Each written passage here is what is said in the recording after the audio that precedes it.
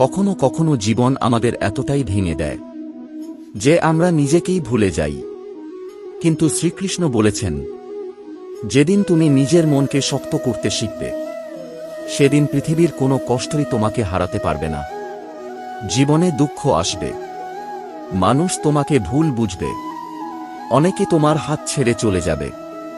তবুও মনে রেখো, একা সেই মানুষ যে নিজের উপর বিশ্বাস হারিয়ে ফেলে। শ্রীকৃষ্ণ বলেছেন, প্রতিটি রাতের পর যেমন সকাল আসে, তেমনি খারাপ সময়ও একদিন কেটে যায়। তাই কখনো হাল ছেড়ো না, ধৈর্য ধরো, কারণ ধৈর্যই মানুষকে সবচেয়ে বড় জয় এনে দেয়।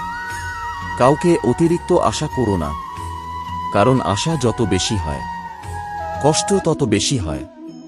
তবে এর মানে এই নয় যে ভালোবাসা বন্ধ করে দেবে। ভালোবাসো, কিন্তু নিজেকে হারিয়ে নয়। শ্রীকৃষ্ণ বলেছেন, যে মানুষ নিজের মনকে নিয়ন্ত্রণ করতে পারে, সে পৃথিবীর সবচেয়ে শক্তিশালী মানুষ।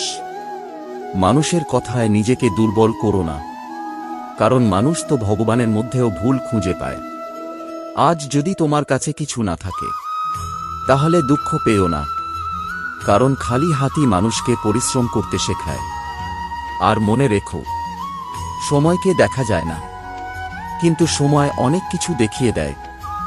যারা আজ তোমাকে অবহেলা করছে, একদিন তারাই তোমার সফলতার উদাহরণ দেবে।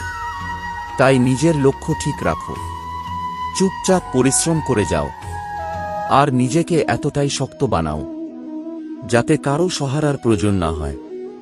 শ্রীকৃষ্ণ বলেছেন, জীবনে কখনো অহংকার করো না, কারণ সময় সবারই বদলায়।